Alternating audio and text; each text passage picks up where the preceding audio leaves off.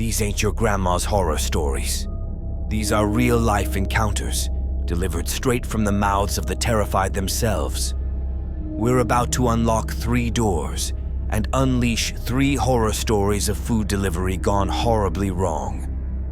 Before starting 3 true creepy food delivery horror stories, please like this video.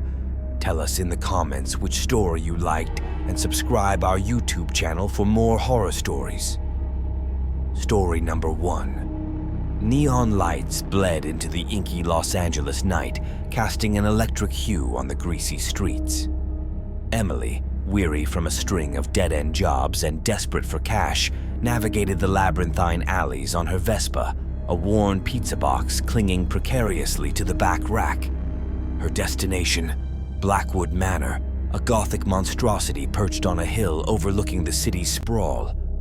The address had felt off from the start, whispered by a shadowy figure in a dive bar in exchange for a stale crust. But bills piled high, and Emily's stomach growled louder than her gut instinct.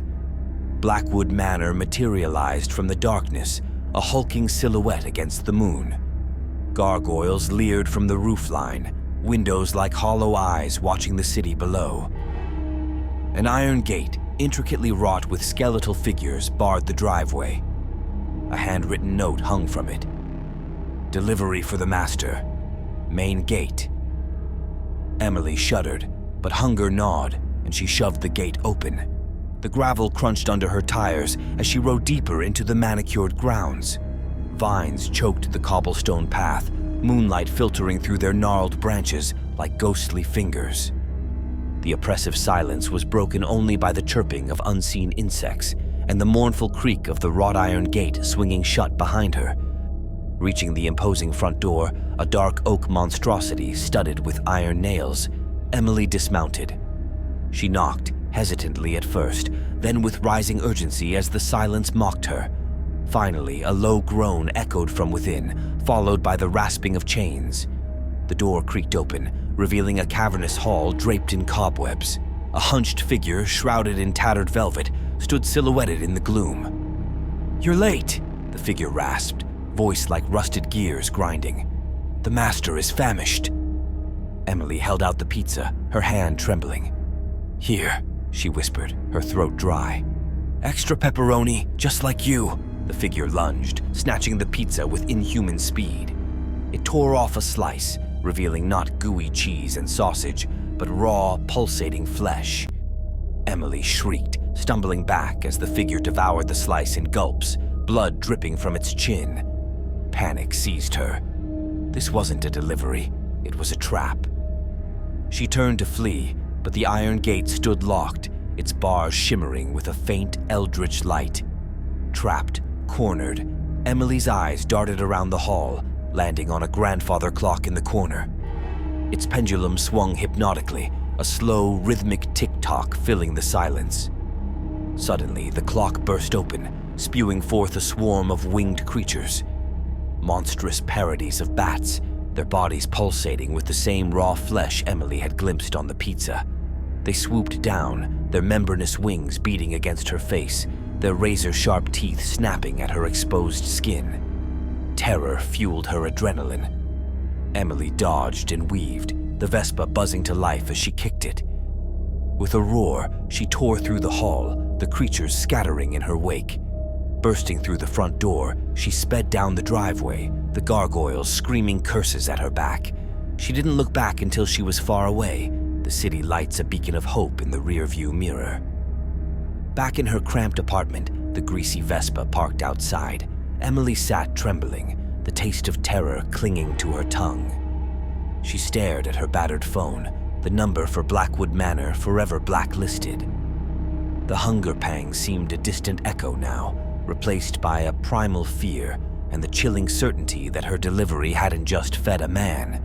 It had opened a door to something far more monstrous, a hunger that she had barely glimpsed and desperately hoped would never follow her back to the neon-drenched streets of Los Angeles. Story number 2. Neon halos bled onto the greasy pavement as Jack pulled his delivery mope to a stop outside Grimmy Joe's Deluxe Burgers. Rain beat a staccato rhythm on his helmet, echoing the dread in his gut. This address, tucked away in the city's underbelly, always sent shivers down his spine. Tonight, the feeling was amplified by the dead phone battery that left him trapped, a shivering beacon in the neon storm. Grimy Joe's wasn't a place for tourists, nor for timid souls. Cracked plastic advertisements promised burgers fit for royalty, cooked with a special sauce, leaving unspoken the ingredients of that special sauce. The door, an iron grate perpetually draped in cobwebs, hung ajar, inviting him, yet promising nothing good. Hesitantly, Jack dismounted, the rusty chain of his mope echoing in the stillness. He peered through the greasy window, expecting the usual grimy booths and flickering fluorescent lights. Instead, the diner was shrouded in darkness, broken only by the sickly yellow glow of a lone candle on the counter. A raspy voice, thick with grime and something else, slithered from within. "Lost, little delivery boy?" Jack swallowed, his voice a dry rasp. Yeah. Delivery for, Mr. Bones?" Silence, then a chuckle that sent spiders skittering across Jack's scalp. "Ah, Mr. Bones. He's expecting you." The shadows parted, revealing a figure hunched over the counter, face obscured by greasy hair. Its long skeletal fingers tapped a chipped mug, the rhythm matching the rain's incessant beat. Jack gingerly placed the dripping burger and soda on the counter, the smell of burnt meat assaulting his senses. "He likes his meat rare," the figure rasped, extending a hand as dry as parchment. "And the drink?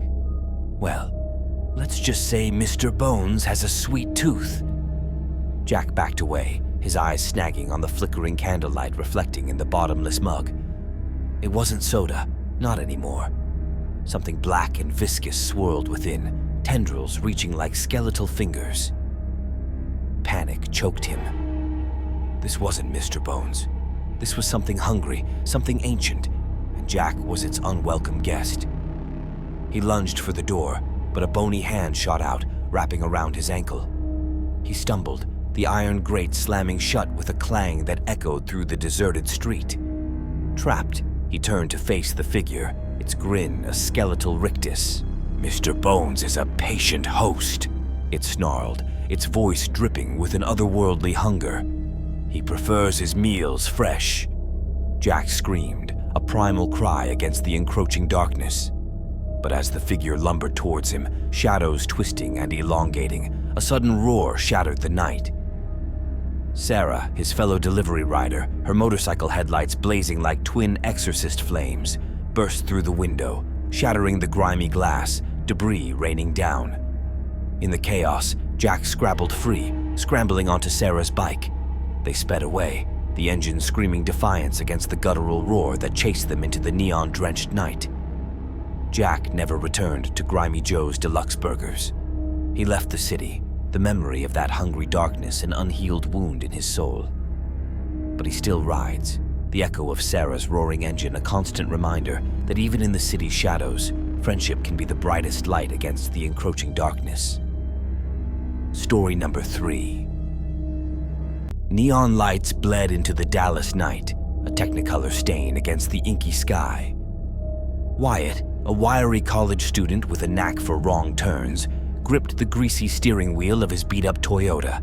Another wrong delivery address, another cranky customer waiting in the dark. This one, in a crumbling mansion on the city's forgotten edge, promised only trouble. The iron gates, rusty and askew, groaned open at the touch of his rusty horn. Weeds, tall enough to hide secrets, choked the gravel driveway. An ornate stone lion watched with vacant eyes as Wyatt parked under the skeletal shadow of the house. The address, 13 Mournful Lane, seemed ominous even printed on his phone screen. He slogged through the weeds, pizza box clutched like a shield. The front door, an oak behemoth cracked with age, hung ajar. A sliver of warm light beckoned from within. Hesitantly, Wyatt pushed it open. The first thing that hit him was the smell. Rot, spiced with something metallic, clung to the air.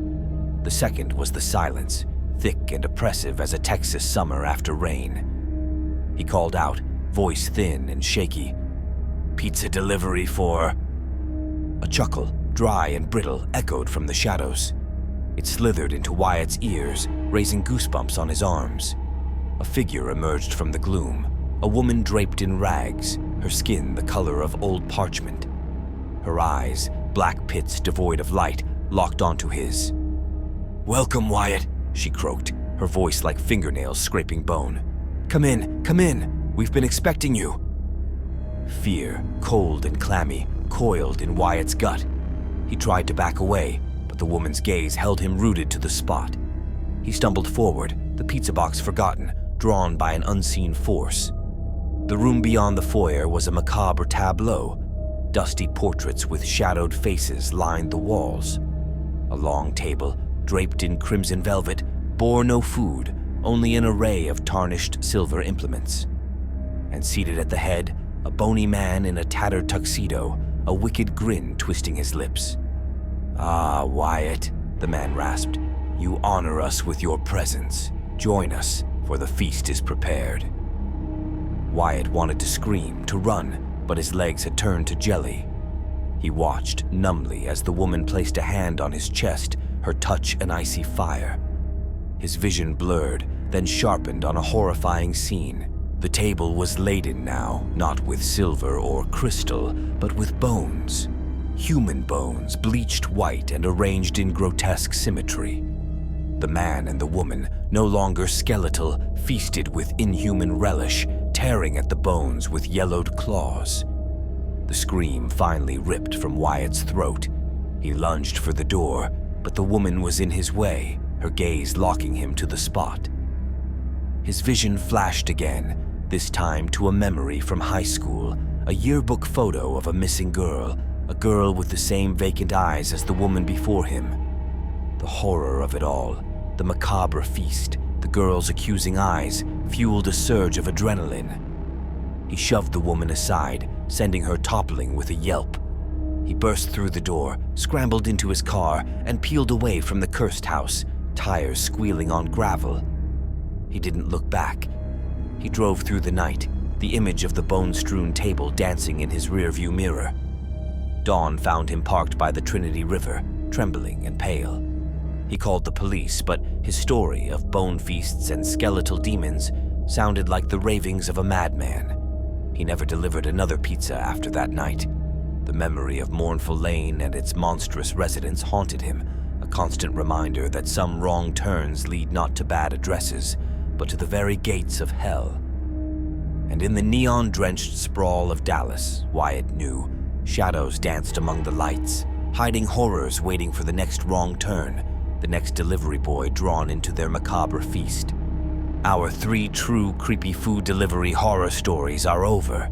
Please like this video and subscribe to my YouTube channel for more horror stories. Thanks for watching.